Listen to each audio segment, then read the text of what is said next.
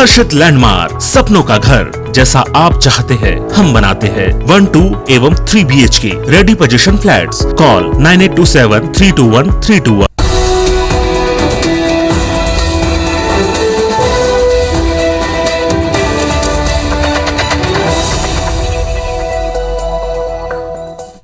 नमस्कार, स्वागत है आप सबका। मैं हूं पुनीत पाठक। रात 10 बजे में दिन भर की बड़ी खबरें विस्तार से देखते हैं। छत्तीसगढ़ में क्या धर्मांतरण एक बड़ा मुद्दा है? क्या इसको लेकर कड़े कदमों की जरूरत और वक्त आ गया? ये सवाल इसलिए उठा क्योंकि बीजेपी इस मुद्दे पर मुखर होकर सरकार को चौतरफा घेर रहे।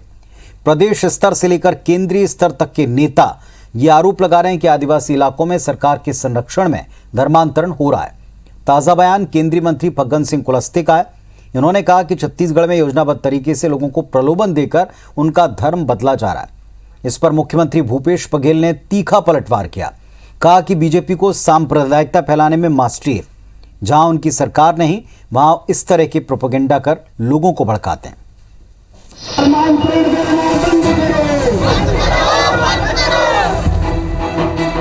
क्या छत्तीसगढ़ में जबरन धर्मांतरण हो रहा है? क्या 2023 में चुनावी मुद्दा बनेगा धर्मांतरण? जी हां, छत्तीसगढ़ में सत्ता की लड़ाई अब तक धान, किसान, शराबबंदी और आदिवासियों के हक जैसे मुद्दों पर लड़ी जाती रही। लेकिन हाल के कुछ दिनों में बीजेपी ने धर्मांतरण के मुद्दे को जिस तरह जोर शोर से उछाला, ये कहना गलत ना होगा कि मिशन 2023 में बड़ा चुनावी मुद्दा बनेगा धर्मांतरण।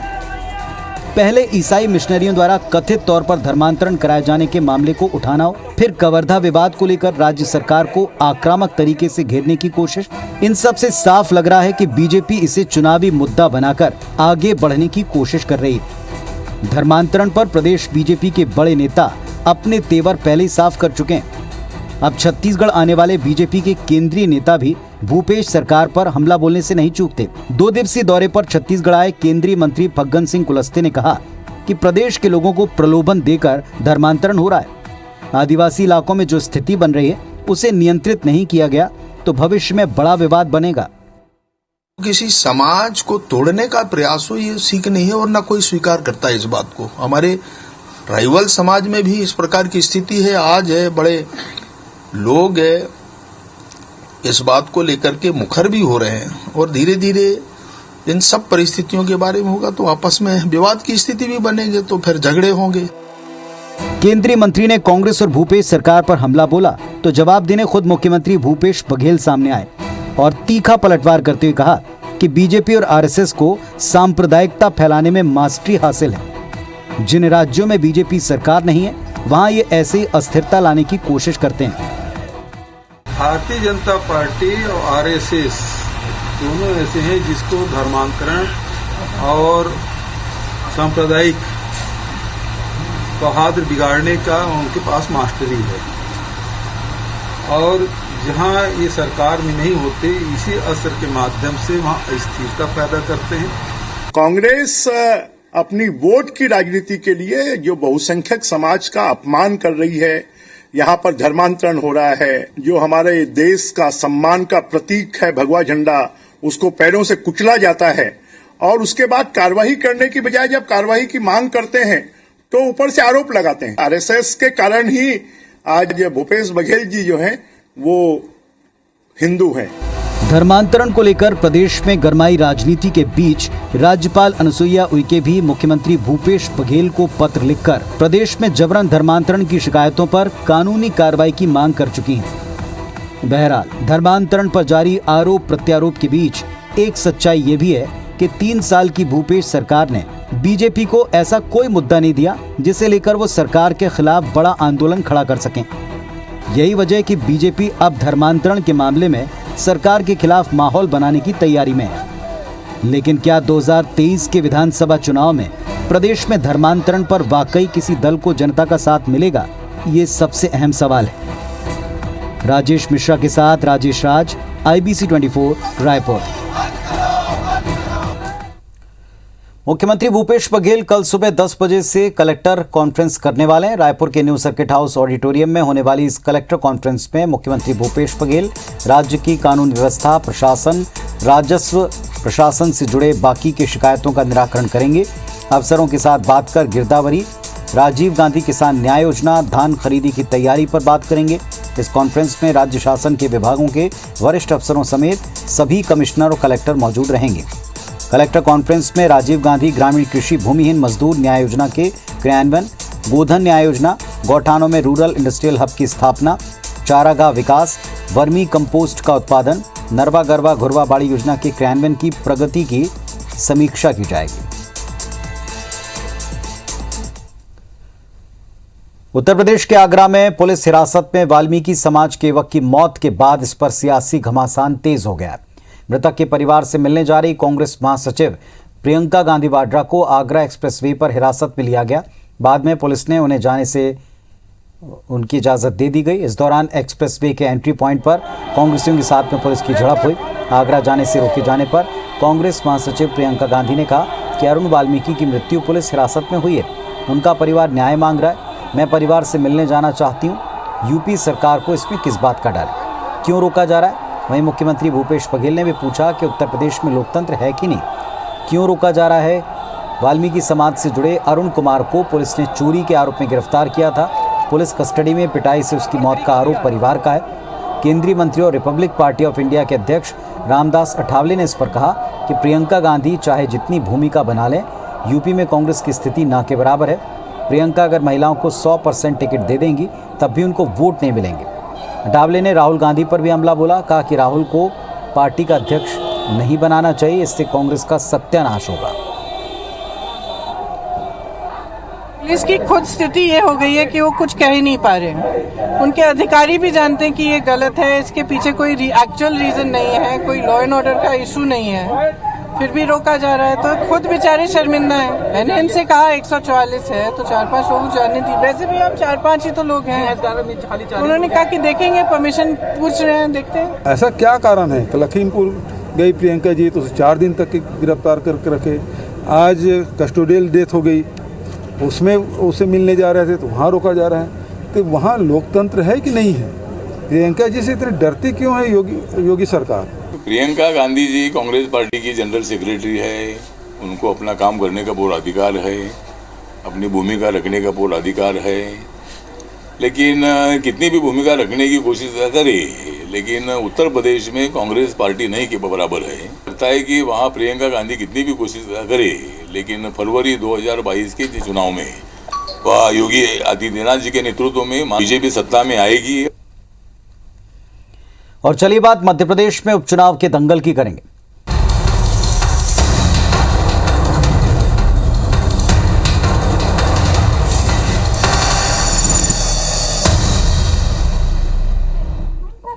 रैगांव उपचुनाव को लेकर मुख्यमंत्री शिवराज सिंह चौहान ने आज ताबड़तोड़ 3 सभाएं की। मुख्यमंत्री ने पहली सभा महतैन में, दूसरी सभा श्रीनगर में और आखिरी सभा सीतापुर में की। तीनों जगह उन्होंने चुनावी सभाओं को संबोधित किया। सीएम आज उसी चिर परिचित अंदाज में नजर आए। उन्होंने संबल योजना समेत अपनी जन कल्याणकारी योजनाओं का बखान किया, कांग्रेस पर निशाना साधा। उन्होंने कहा कांग्रेस कहती है कि मैं झूठ बोलता हूं। सीएम ने आरोप लगाते हुए कहा कि झूठ तो कांग्रेस बोलती है। 15 महीने की सरकार के दौरान कांग्रेस ने युवाओं को महंगाई भत्ता और किसानों का ऋण माफ करने कहा था, लेकिन कुछ किया नहीं। कांग्रेस के पास कोई मुद्दा नहीं। सीएम ने कमलनाथ पर निशाना साधते हुए कहा कि वे अपनी सरकार के दौरान जनता से रोते फिरते थे कि पैसे नहीं हैं। यदि पैसे नहीं हैं तो काहे के मुख्यमंत्री? तुमने कर्जा माफी का वादा किया, वादा पूरा नहीं किया, डिफाल्टर कर गए किसानों को। कमलनाथ और कांग्रेस बड़ी चमक दमक की आई थी, नौजवानों 4000 रुपया बेरोजगारी भत्ता देंगे। एक पैसा दिया किसी को बेरोजगारी भत्ता? अरे दिया क्या? अरे बोलो दिया क्या? तो झूठा मैं की कमलनाथ? अरे जोर से बताओ, मैं झूठा की कमलनाथ? कर्जा माफ नहीं किया। मध्य प्रदेश भारतीय जनता पार्टी प्रदेश अध्यक्ष वीडी शर्मा ने निवाड़ी जिले के पृथ्वीपुर दौरे के दौरान कमलनाथ पर निशाना साधा। अगस्ता वेस्टलैंड घोटाला कांड में एक समाचार पत्र समूह समेत उनके बेटे की संलिप्तता बताते हुए कहा कि उन्हें डर है कि कहीं लोकायुक्त इस मामले में गिरफ्तार न कर ले। इसीलिए कमलनाथ लोकायुक्त के अलावा अन्य संवैधानिक संस्थाओं पर प्रश्न चिन्ह उठाते हैं।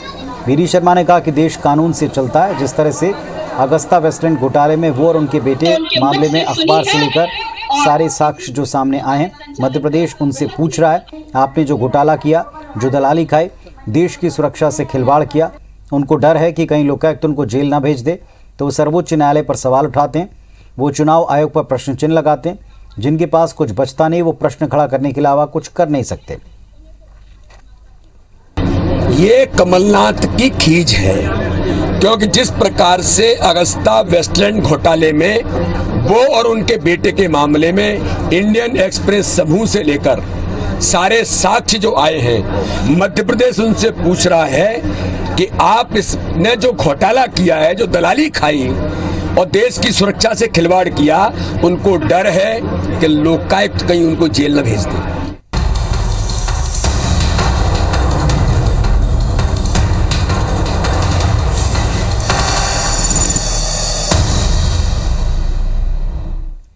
मध्य प्रदेश में वेब सीरीज आश्रम 3 की शूटिंग का विरोध शुरू हो गया। संस्कृति बचाओ मंच ने भोपाल में हो रही प्रकाश झा की वेब सीरीज आश्रम की शूटिंग का विरोध कर चेतावनी दी कि हिंदू धर्म को सॉफ्ट टारगेट बनाने का कोई भी प्रयास न करें। किसी भी आश्रम में अगर गलत घटना हुई है तो आप उस आश्रम के नाम से फिल्म बनाएं, लेकिन हिंदू धर्म के सभी आश्रमों को बदनाम करने का काम न करें। संस्कृति बचाओ मंच के अध्यक्ष चंद्रशेखर तिवारी ने गृह मंत्री नरोत्तम मिश्रा और मुख्यमंत्री शिवराज से तत्काल इसकी शूटिंग रोकने की मांग की। भोपाल में फिल्म आश्रम की जो शूटिंग हो रही है उसका संस्कृति बचाओ मंच विरोध करता है। हम ये निवेदन करते हैं सरकार से कि इस प्रकार की शूटिंग को तत्काल रोका जाए। आपको लगता है कि आसाराम जी के आश्रम में गलत हुआ है या राम रहीम के आश्रम में गलत हुआ है, तो आप पूरे हिंदू धर्म के जितने भी आश्रम है उनको बदनाम करने का प्रयास करेंगे। और एक अहम खबर आपको बता दें, गरियाबंद पुलिस ने 50 लाख कीमत के 632 किलो गांजे के साथ लावारिस हालत में एक गाड़ी को जब्त किया। फरार आरोपियों की तलाश पुलिस कर रही है। पांडुका इलाके में गांजे तस्करी की सूचना पुलिस को मिली। सफेद रंग की स्कॉर्पियो को देखकर उसका पीछा किया गया। गाड़ी भागती हुई जंगल की तरफ घूमी। आरोपियों ने जंगल का लाभ उठाया। दोपहर टुडिया मुड़ा तिराहे के पास कार छोड़कर वो भाग गए। गाड़ी में 50 लाख कीमत का 632 किलो गांजा मिला है। राजस्थान पासिंग की इस गाड़ी में ओडिशा पासिंग का एक नंबर प्लेट मिला है। पुलिस आरोपियों की पतासाजी में जुटी है। क्योंकि जो भी बॉर्डर क्षेत्र है जो उड़ीसा से लगे हुए हैं, वहाँ से निरंतर गांजा का परिवहन हो रहा है। इसके रोकथाम के लिए ही हम गरियाबंद पुलिस द्वारा भी प्रयास किया जा रहा है और आज दूसरा दिन है जिसमें हमने सफलता पाई है। चलिए अब देखते हैं बिग न्यूज। उत्तराखंड में बीते कुछ दिनों से हुई बारिश से प्रदेश में भारी नुकसान हुआ है। सरकारी आंकड़े कहते हैं कि रविवार से अब तक बारिश और भूस्खलन से कुल 52 लोगों की जान गई, 17 लोग घायल हो गए, 5 लोग अब भी लापता हैं। मृतकों के परिजनों को 4-4 लाख रुपए मुआवजे का ऐलान किया गया है।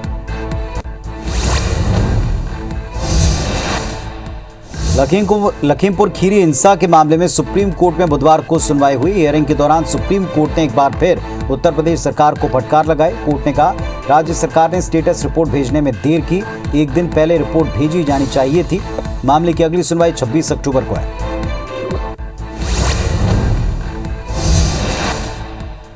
दिल्ली की केजरीवाल सरकार ने बारिश से फसल की बर्बादी पर मुआवजे का ऐलान किया है। प्रति हेक्टेयर 50,000 के हिसाब से मुआवजा दिया जाएगा। अरविंद केजरीवाल ने इस बारे में प्रेस कॉन्फ्रेंस में कहा कि दिल्ली में सबसे ज्यादा मुआवजा देने का फैसला हुआ है। इस फैसले के बाद किसानों को मुआवजे का भुगतान होगा।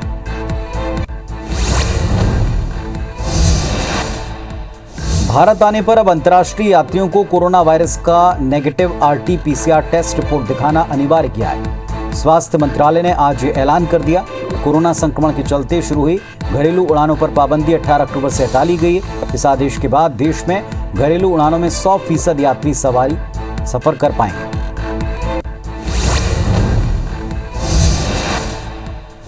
NDPS की विशेष अदालत ने बुधवार को अभिनेता शाहरुख खान के बेटे आर्यन खान की जमानत अर्जी नामंजूर कर दी। आर्यन को जमानत नहीं मिल पाई, फिलहाल जेल में रहेंगे। सुनवाई के दौरान शाहरुख खान की मैनेजर और बॉडीगार्ड कोर्ट में मौजूद रहे। क्रूज ड्रग्स केस में आर्यन खान न्यायिक हिरासत में और आर्थर रोड जेल में बंद है।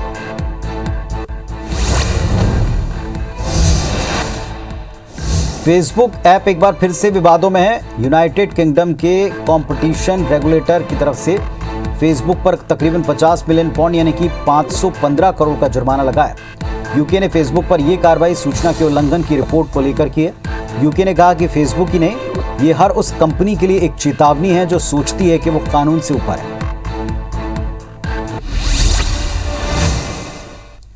चलिए कुछ और खबरें देखते हैं। छत्तीसगढ़ की राजधानी रायपुर से करीब 15 किलोमीटर दूर चंदखुरी गांव में भगवान राम की माता कौशल्या का मंदिर है।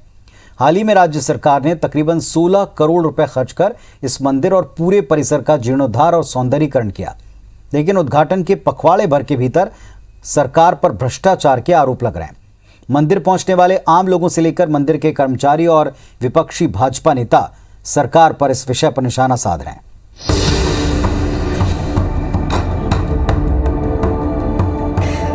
चंदखुरी स्थित माता कौशल्या मंदिर में लगे फ्लोर स्टोन की खामियों को दिखा रहे ये हैं देवेंद्र वर्मा, जो रोज यहाँ साफ सफाई का काम करते हैं। देवेंद्र बताते हैं कि यहाँ पूरा काम इतनी जल्दबाजी में किया गया कि गुणवत्ता का ख्याल नहीं रखा गया। मंदिर परिसर में रेत के बेस पर स्टोन टाइल्स लगा दी गई। खराब बेस के चलते कुछ जगह टाइल्स उखड़ने लगी है। यही हाल परिसर में लगी फैंसी लाइट पोल का है। इन्हें सीमेंटेड चबूतरे पर फिक्स करना था, लेकिन आपाधापी में फ्लोर पर 2 बोल्ट से इसे खड़ा कर दिया।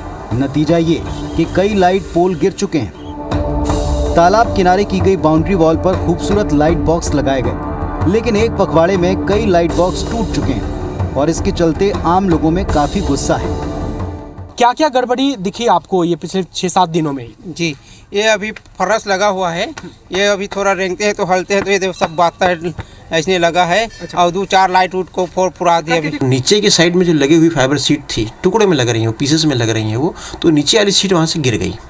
जब वो नीचे की सीट गिर सकती है तो जो ऊपर कमूरे में लगी है, जो छत में लगी ऊपर की तरफ लगी है, प्रवेश द्वार में जो ऊपर लगी है, नीचे उस पर कभी ना कभी गिर के किसी न किसी को चोट पहुँचा सकती। सौंदर्यीकरण का काम करे ठेके कंपनी के कर्मचारी भी मानते हैं कि उद्घाटन में जल्दबाजी की गई, लिहाजा कई काम टेम्परेरी किए गए, जिसे अब सुधारा जा रहा है।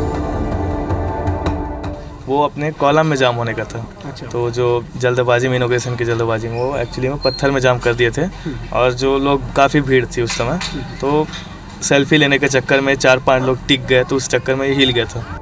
भाजपा इस पूरे प्रोजेक्ट पर बड़े भ्रष्टाचार का आरोप लगा रही है, खासकर उद्घाटन समारोह की इवेंट कंपनी को लेकर। हालांकि कांग्रेस का इस पर कहना है कि 15 साल तक भाजपा ने कुछ किया नहीं, तो अब अपनी खींच उतार रही है। कौशल्या के मंदिर और उसका निर्माण किया गया वो 13.5 करोड़ रुपए का, और इवेंट कंपनी को कार्यक्रम आयोजित करने के लिए जो पैसा दिया जा रहा है वो 7.5 करोड़ रुपए। वो इवेंट कंपनी जो है वो किस राजनेता से जुड़ी हुई है, किस परिवार से जुड़ी हुई है, यह सरकार इसको सार्वजनिक करे। मैं तो बोल रहा हूँ ये इनका फ्रस्ट्रेशन है, क्योंकि ये नहीं करवा पाए, हमारी सरकार करवा रही है, भूपेश बघेल जी की सरकार करवा रही है, तो इनका फ्रस्ट्रेशन दिख रहा है। इन सब के बीच जीर्णोद्धार और सौंदर्यीकरण के बाद माता कौशल्या मंदिर पहुंचने वाले भक्तों की संख्या काफी बढ़ गई है। लोग उम्मीद जता रहे हैं कि बहुत जल्द ये रायपुर का एक प्रमुख पर्यटन स्थल होगा। राजेश राज, IBC 24, रायपुर। गरियाबंद जिले की उच्च शिक्षा व्यवस्था पूरी तरह चरमरा गई है। गरियाबंद सरकारी कॉलेज में ऑफिशियली स्टाफ की कमी है, इसीलिए प्रिंसिपल खुद बाबूगिरी का काम कर रहे हैं और प्राध्यापक चपरासी का। प्राध्यापकों का भी यही हाल है।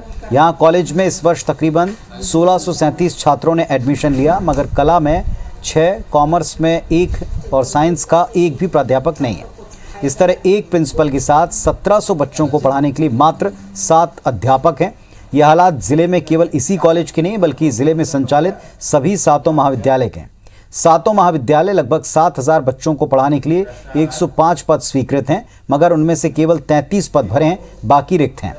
कुछ महाविद्यालय तो 2 या 3 प्राध्यापकों के भरोसे चल रहे हैं। जिले में सबसे बुरी स्थिति मैनपुर, गोहरापदर और देवभोग महाविद्यालय के हैं।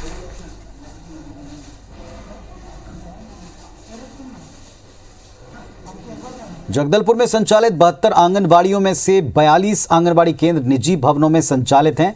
संभाग मुख्यालय होने के बावजूद आंगनबाड़ी केंद्रों को संचालित करने के लिए सरकारी जमीन नहीं मिल पाई। जमीन उपलब्ध न होने के चलते प्रस्तावित नए आंगनबाड़ी केंद्रों को एक निजी मकान में संचालित किया जा रहा है। बस्तर जिले में महिला एवं बाल विकास अधिकारी ने बताया कि शहर में 72 आंगनबाड़ी केंद्र स्वीकृत हैं, जिनमें से महज 16 केंद्रों के लिए शासकीय भवन बन पाए। कोविड काल से अधिकतर आंगनबाड़ी केंद्र जर्जर अवस्था में। आंगनबाड़ी केंद्रों की बदहाल स्थिति के चलते विभाग को केंद्रों का संचालन सामुदायिक भवन और निजी भवनों में मजबूरन करना पड़ रहा है। विभाग के अधिकारियों का यह कहना है कि स्वीकृत आंगनबाड़ी केंद्रों को जमीन मिलने पर जल्दी भवन बनेंगे। 72 आंगनबाड़ी केंद्र स्वीकृत हैं। 72 में से 16 आंगनबाड़ी भवन हमारे पूर्ण हो चुके हैं, 14 उसमें संचालित हैं, 2 पर अभी हस्तांतरित अभी नहीं हो पाया है और लगभग 42 जगह हमारे ऐसे हैं जहाँ की स्थल के अभाव में हमारा आंगनबाड़ी भवन जो है वहाँ नहीं बन सकता है। बिलाईगढ़ में प्रदेश पंचायत सचिव संघ के अध्यक्ष तुलसी साहू ने मुख्यमंत्री भूपेश बघेल और गृह मंत्री ताम्रध्वज साहू के नाम आवेदन देकर मांग की और पूरी न होने पर कामबंद कलमबंद हड़ताल की चेतावनी दी। मामला मरवाई के ग्राम पंचायत सचिव गुलाब सिंह तिलगाम की आत्महत्या से जुड़ा है। तुलसी साहू ने गुलाब सिंह तिलगाम को आत्महत्या के लिए उकसाने वालों के खिलाफ FIR और परिवार को 1 करोड़ रुपए की सहायता राशि देने की मांग की।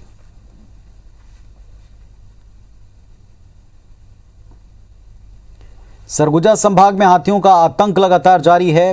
बलरामपुर जिले से लगे तमोर पिंगला बैरन में जंगली हाथियों से लड़ने के लिए हाथियों को प्रशिक्षण दिया जा रहा है। यहां जंगली हाथियों को जंगल में रहने और उनसे मुकाबला करने के लिए दूसरे राज्यों से लाए गए कुमकी हाथियों को विशेष प्रशिक्षण दिया जा रहा है।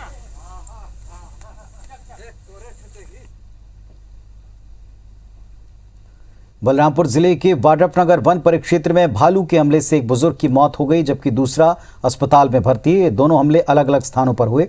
पहली घटना कोटी ग्राम पंचायत में हुई, जहां मवेशियों को चराने के दौरान चरवाहे पर भालू ने अटैक किया, जख्मी हालत में अस्पताल ले जाया गया।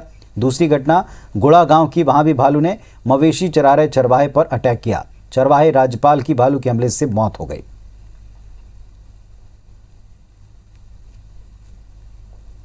तो इस बुलेटिन में फिलहाल इतना ही। खबरों और अपडेट्स के लिए आप लगातार देखते रहें IBC 24। नमस्कार।